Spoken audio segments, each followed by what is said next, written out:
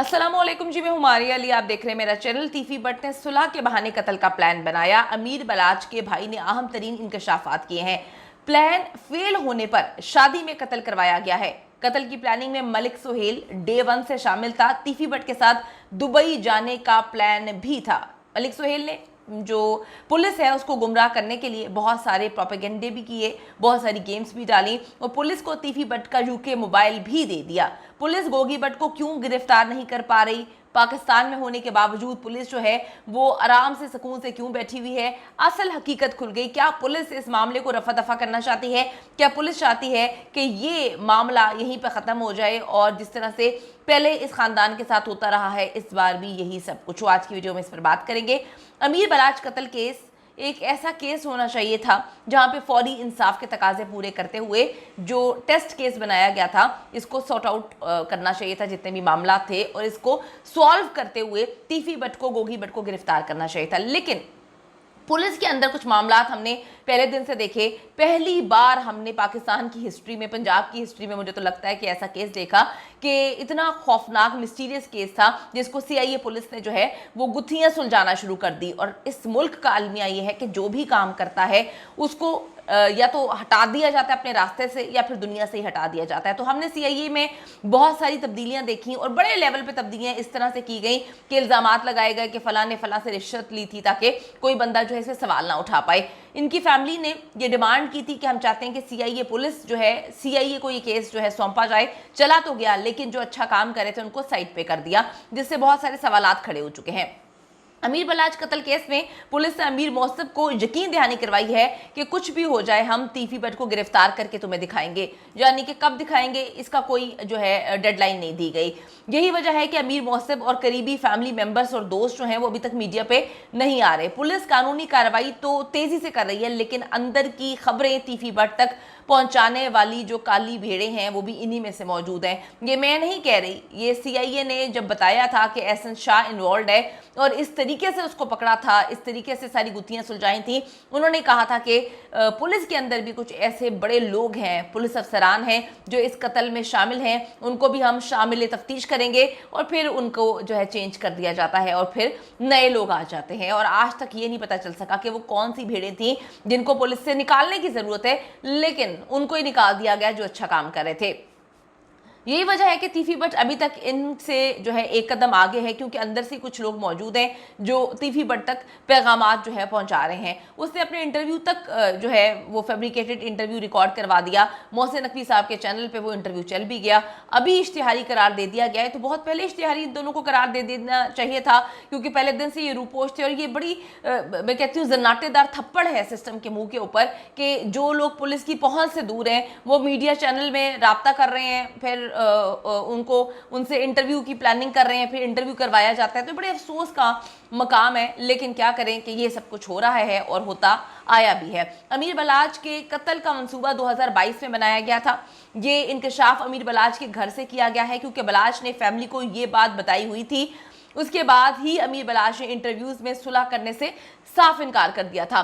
बलाच टीपू ने साफ साफ कह दिया था कि मैं सबसे सुलह कर लूंगा, लेकिन अपने बाप के कातिलों से सुलह की ही नहीं जा सकती। और सबको पता था कि उसके बाप का कातिल कौन है, तीफी बट उसके बाप का कातिल है और उसको जो है आराम से रिहाई भी मिल गई थी। असल में अमीर बलाच तक ये बात पहुंचानी थी कि तीफी बट सुलह के बहाने जो है उसे कत्ल करना चाहता है। हर तरह से कोशिश की गई इसको तोड़ने की, हर तरह से कोशिश की गई इसको अरसे से रास्ते से हटाने की, लेकिन जब इन्होंने ढूंढा दोस्त, यानी कि आस्तीन में छुपा हुआ सांप, तो ये काम बहुत आसान हो गया।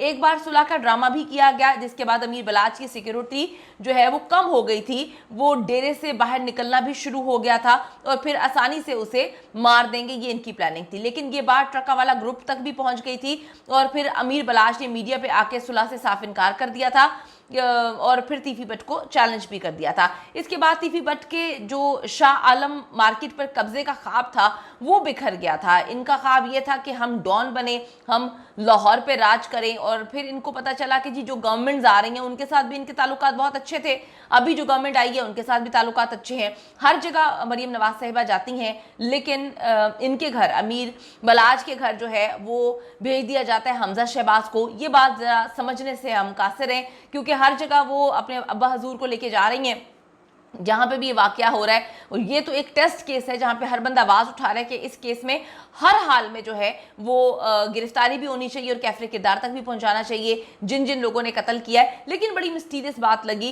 कि ना वो खुद जाती हैं और ना ही अबू जाते हैं, जाता कौन है? चाचे का बेटा। तो ये बड़ी मिस्टीरियस सब लोगों को बात लगी कि ऐसा क्यों हुआ। फिर लोगों को समझ भी आना शुरू हो गई है कि मामला क्या है। इसके बाद ये तीफी बट जब शाह आलम मार्केट पे कब्जे का ख्वाब बिखर गया तो उसने किसी ऐसे बंदे की तलाश शुरू कर दी जो अमीर बलाच के घर तक रसाई हासिल कर सके। मतलब अगर हम इस चीज़ को अंडरस्टैंड करें कि पैसे में इतनी बड़ी ताकत है कि पैसा किसी को भी तोड़ देता है। वो कहते हैं कि जब पैसा बोलता है तो नीयतें बदलती हैं, तो नीयत यहाँ पर पैसे से बदली गई और जो दोस्त था जिस पर एहसानात थे वो खुद रास्ते से हटाने के चक्कर में था और उसको एक और बंदा मिल गया, तो इन्होंने मिलकर अमीर बलाच को कत्ल कर दिया जो कि प्लानिंग थी। यहाँ काम आया जो है वो सुहेल महमूद मलिक जो सुहेल मलिक है उसने इंकशाफ किया है कि एहसन शाह को तो मैं मुंह भी नहीं लगाता था, सिर्फ तीफी बट की खातिर मैंने इसको जो है इस तरह से इंगेज किया। मेरा तो तीफी बट के साथ फरार होने का प्लान था, लेकिन आखिरी वक्त में तीफी बट सिर्फ अपनी टिकट करवा के निकल गया, यानी कि तीफी बट ने इसको भी फंसा दिया। जितने लोग थे उनको फंसाकर वो 9-11 हो गया। वो पहले भी यूके जा चुका है और ये तीफी बट का यूके मोबाइल नंबर है। पुलिस से जिस्मानी रिमांड मुकम्मल होने पर मुलजिम सुहेल महमूद मलिक को अदालत में पेश किया है और मौक़िफ़ इख्तियार किया है कि मुल्जिम के 9 रोज़ा जिस्मानी रिमांड के दौरान मालूमात हासिल हम नहीं कर पाए हैं, मजीद जिस्मानी रिमांड जो है वो दिया जाए। अदालत ने पुलिस की इस्तदा को मुस्तरद कर दिया है और मुल्जिम सुहेल महमूद को जुडिशल रिमांड पर जेल भिजवा दिया गया है।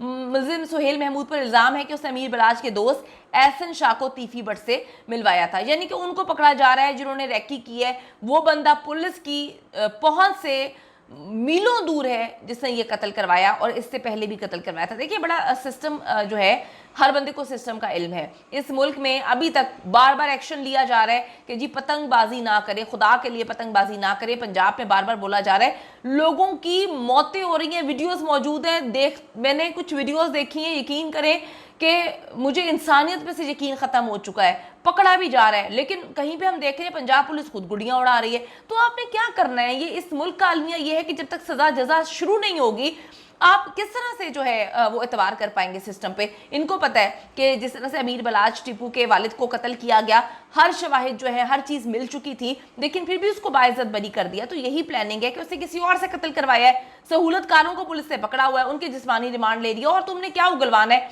आपने प्रेस कॉन्फ्रेंस कर दी है तकरीबन 20 दिन पहले और आपने कहा है कि तीफी बट जो है वो सब कुछ करवा चुका है, वही सारा मामले का मास्टरमाइंड है, लेकिन आपकी वो पहुंच से दूर है और आप खुद इस मामले को ख़त्म करने की कोशिशों में लगे हुए हैं। एहसन शाह पहले ही जेल में जा चुका है। अब पुलिस के सामने चैलेंज है गोगी बट की गिरफ्तारी का, जो कि लगता नहीं है कि पुलिस पूरी कर पाएगी। लेकिन जैसे ही गोगी बट की लोकेशन आती है, कोई ना कोई पुलिस वाला उसे जो है वो रेड की इंफॉर्मेशन दे देता है। अंदर से ही इतनी ज़्यादा काले भेड़े हैं कि क्या करे बंदा, किस पर यकीन करे। उसके बाद वो वहाँ से फरार हो जाता है। ऐसे लगता है कि पुलिस मरकजी मुल्जिमान तीफी और गोगी बट की गिरफ्तारी के बगैर ही अमीर बलाच केस का चालान पेश कर देगी, क्योंकि इनके बस की बात नहीं लग रही कि ये लोग पकड़ पाएंगे या ये पकड़ना नहीं चाहते। कोई भी चीज़ नामुमकिन नहीं है, बस नीयत होनी चाहिए। और जब आप पहले से नीयत बना लें कि आपने पकड़ना नहीं है, गिरफ्तार नहीं करना, बड़ा पैसे वाला बंदा है, आगे से जो है सिस्टम तक को खरीद सकता है, तो फिर ऐसे ही मामला चलते हैं कि नीचे के जो लोग पकड़े गए हैं उनको ही गिरफ्तार करके उन्हीं को पेश करके उन्हीं को चालान के साथ जो है वो उन पर इल्ज़ाम लगा दिया जाएगा और उनको सजाएं दे दी जाएंगी। तो देखिए आगे क्या होता है। हम उम्मीद करते हैं कि वज़ीर आला पंजाब मरीम नवाज साहिबा जो है इस पर एक बार फिर से जो है वो नोटिस लें, देखें और इनकी फैमिली से भी मुलाकात करनी चाहिए, बनती है। इनको इंसाफ दिलवाने के लिए हर जो है चीज़ को बरूए कार लाया जाए। लेकिन इस वक्त नज़र ये आ रहा है कि पुलिस जो है वो खामोश तमाशाई बनी हुई है और पुलिस इंतज़ार करिए कि जब ये केस जो है नज़र से ओझल हो जाएगा, कोई और केस आ जाएगा तो इस केस को दबा दिया जाए।